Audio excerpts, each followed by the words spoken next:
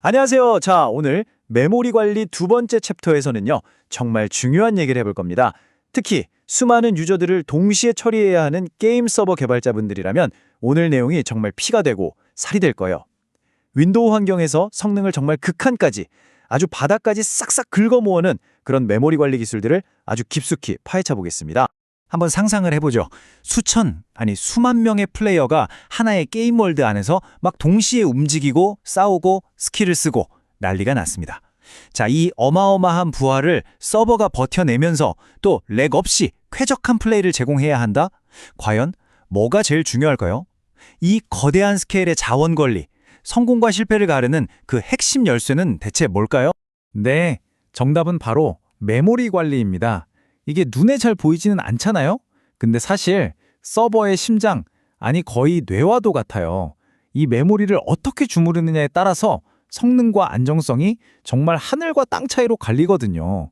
그래서 오늘 우리는 이 메모리 관리라는 거대한 산을 정복하기 위한 아주 강력한 무기들을 하나씩 장착해 볼 겁니다. 오늘 우리가 살펴볼 내용들입니다. 먼저 왜 메모리 관리가 전쟁이라고까지 불리는지 그 배경부터 좀 알아볼 거고요. 그리고 거대한 메모리를 다루는 벌추얼 알력, 또 용도별로 깔끔하게 정리하는 커스텀 힙, 파일을 눈 깜짝할 사이에 로딩하는 메모리 매핑 파일, 마지막으로 궁극의 최적화죠, 메모리 풀까지. 그리고 끝에는 그래서 언제 뭘 써야 되는데? 이 질문에 대한 답도 딱 정리해 드릴게요. 자, 그럼 첫 번째 이야기부터 바로 가보시죠. 자, 첫 번째 섹션, 게임 서버의 메모리 전쟁입니다. 이게 그냥 머시스라고 붙인 이름이 아니에요, 여러분.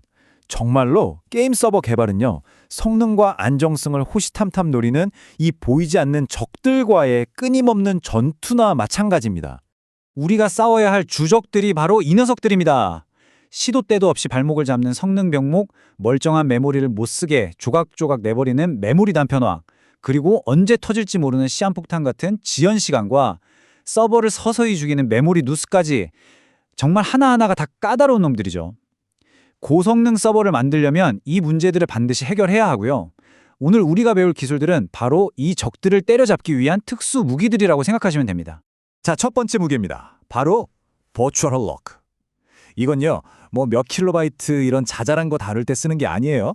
수십, 수백 메가, 아니 기가바이트 단위의 어마어마하게 큰 메모리 덩어리를 다룰 때 쓰는 말 그대로 최종 병기 같은 저수준 API입니다. 운영체제한테 직접 야, 나 이만큼 땅 좀 쓸게 하고 말하는 가장 근본적인 도구라고 보시면 돼요.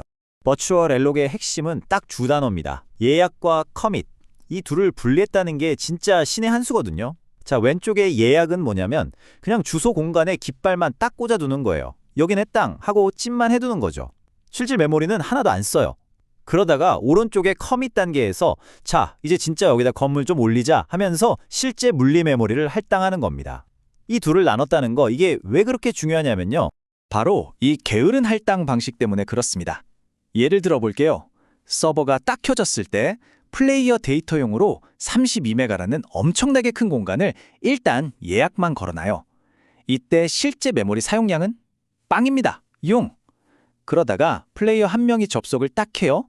그럼 그제서야 예약해둔 그 넓은 땅에 아주 작은 일부, 딱 1kb만 커밋해서 실제 메모리를 쓰는 거죠. 그러니까 어때요? 나중에 수만 명이 들어와도 버틸 수 있는 공간은 미리 다 확보해놓고 실제로는 딱 접속한 사람 수만큼만 메모리를 쓰니까 이 효율성이 정말 어마어마하죠. 이게 바로 버추얼 앨로케이트의 진짜 힘입니다. 좋습니다. 다음 도구로 넘어가 볼까요? 방금 본 버추얼 알로키, 거대한 땅을 사고 파는 부동산 개발업자 같은 역할이었다면 이번에 볼 힙 크리에이트는 그 땅 위에 지은 건물에 용도별로 딱딱 맞는 가구랑 서랍장을 배치하는 인테리어 디자이너 같은 녀석입니다. 자주 일어나는 메모리 할당을 아주 체계적으로 관리해서 아주 고질적인 문제를 해결해 주거든요. 그 고질적인 문제가 바로 이겁니다. 메모리 단편화. 들어보셨죠? 이게 뭐냐면 사용 가능한 메모리가 여기저기 막 자투리처럼 흩어져 있는 상태예요. 비유하자면 구멍 숭숭 뚫린 스위스 치즈 같은 거죠. 남아있는 치즈 조각들을 다 합치면 양은 꽤 되는데 정작 샌드위치에 넣을 네모난 슬라이스 한 장을 잘라낼 수가 없는 뭐 그런 답답한 상황입니다. 서버가 오래 켜져 있을수록 이 현상은 점점 더 심해지고요. 그래서 우리가 커스텀 힙이란 걸 쓰는 겁니다. 말 그대로 나만의 서랍을 만드는 거죠. 이건 게임 오브젝트만 넣는 서랍, 이건 네트워크 버퍼만 넣는 서랍. 이렇게 데이터 종류별로 아예 별도의 메모리 공간, 즉 메모리 서랍을 만들어버리는 거예요. 그럼 비슷한 애들끼리 한 곳에 모이니까 단편화가 확 줄어들고요. 덤으로 데이터들이 옹기종기 모여 있으니 캐시 효율도 좋아져서 성능도 올라갑니다. 심지어 특정 서랍에는 이건 나 혼자 쓸 거니까 잠금 장치 필요 없어 같은 특별한 규칙을 적용해서 속도를 더 높일 수도 있죠. 역시 정리정돈이 중요해요. 자, 세 번째 도구는 진짜 처음 보면 이게 가능해? 싶을 정도로 거의 마법에 가깝습니다. 바로 메모리 매핑 파일. 이름 그대로 디스크에 있는 파일을 메모리에 매핑시킨다는 건데요. 이게 무슨 말이냐? 수 기가바이트짜리 거대한 파일을 로딩 과정 없이 그냥 처음부터 내 프로그램 메모리에 쫙 펼쳐져 있었던 것처럼 다루게 해주는 기술입니다. 로딩 시간이요? 거의 없다고 보시면 돼요. 이 마법을 부리려면 딱 3단계의 주문이 필요합니다. 첫째, 파일을 열고, 둘째, 매핑 객체라는 걸 만들고, 마지막으로 그 객체를 이용해서 파일 내용을 내 프로그램의 주소 공간에 그냥 떡하니 연결해버리는 거죠. 그러면 그 뒤는 운영체제가 알아서 다 해줘요. 우리가 실제로 파일의 어떤 부분을 딱 접근하려고 할 때 그 부분만 살짝 디스크에서 읽어서 메모리에 올려주는 거죠. 이걸 페이징이라고 하는데 개발자 입장에서는 그냥 모든 게 다 메모리에 있는 것처럼 보이니까 정말 편한 겁니다. 바로 이 코드 한 줄이 이 기술의 모든 걸 말해줍니다. 보세요. PMAP 데이터에 타일스 XXY 값을 가져오죠. 이게 그냥 평범한 배열 접근 코드처럼 보이잖아요. 근데 사실 저 PMAP 데이터는 수 기가짜리 거대한 디스크 파일을 가리키고 있는 겁니다. 복잡하게 파일 열고 위치 찾고 읽고 이런 거 하나도 없이 그냥 메모리에 있는 배열 쓰듯이 파일 데이터를 쓸 수 있다니 이게 얼마나 강력한 건지 감이 오시죠? 그래서 어디에 쓰이냐? 당연히 엄청나게 큰 게임 맵이나 고해상도 텍스처 데이터 같은 걸 로딩할 때 거의 필수고요. 여러 프로세스가 같은 데이터를 봐야 할 때 공유 메모리를 만드는 용도로도 아주 유용합니다. 심지어 로그를 엄청나게 빨리 써야 하는 고성능 로깅 시스템 같은 걸 만들 때도 이 기술이 쓰이죠. 정말 팔방민이에요. 자, 드디어 마지막입니다. 최적화의 끝판왕, 메모리 풀입니다. 생각해보세요. 게임에서 총알이나 폭발 이펙트 같은 거요. 초당 수백, 수천 개가 막 생겼다가 사라지잖아요. 이걸 일일이 new, delete 하면 그 비용이 어마어마하거든요. 그래서 아예 그 비용 자체를 없애버리자. 이게 바로 메모리 풀의 아이디어입니다. 핵심 키워드는 딱 하나, 재활용이에요. 일반적인 new delete랑 메모리 풀은 근본적으로 다릅니다. new delete는 필요할 때마다 종이컵 공장에 전화해서 컵 하나만 만들어주세요 하고 다 쓰면 쓰레기통에 버리는 식이에요. 매번 전화하고 만들고 버리는 비용이 들죠. 반면에 메모리 풀은 뭐냐? 아예 처음에 컵 1000개를 왕창 사다 놓고 썼던 컵은 버리는 게 아니라 깨끗이 씻어서 다시 쓰는 겁니다. 비용이 거의 안 들겠죠? 성능이 빠르고 예측 가능해지는 건 당연하고요.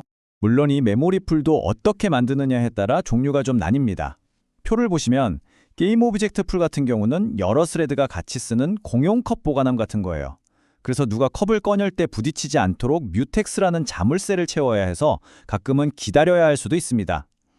반면에 스레드 로컬 풀은 각 스레드가 자기 전용 개인 컵을 하나씩 갖는 방식이에요. 남 눈치 볼 필요 없이 막 쓸 수 있으니 속도는 최고죠.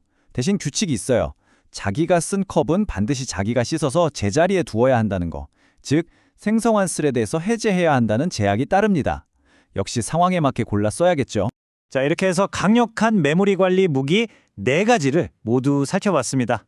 버추얼 엘록, 커스텀 힙, 메모리 매킹 파일, 그리고 메모리 풀까지. 중요한 건 뭐다? 이 중에서 뭐가 제일 좋다는 게 아니라는 겁니다.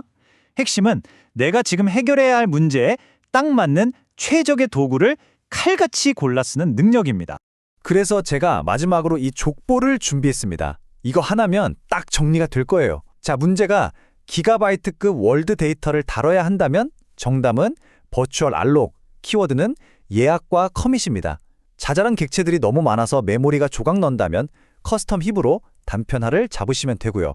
수기가짜리 파일을 로딩 없이 바로 쓰고 싶다면 메모리 매핑 파일에 배열처럼 접근하기가 정답입니다. 마지막으로 총알처럼 엄청나게 많은 객체가 생겼다 사라진다면 메모리 풀로 재활용해서 오버헤드를 0으로 만들어야죠.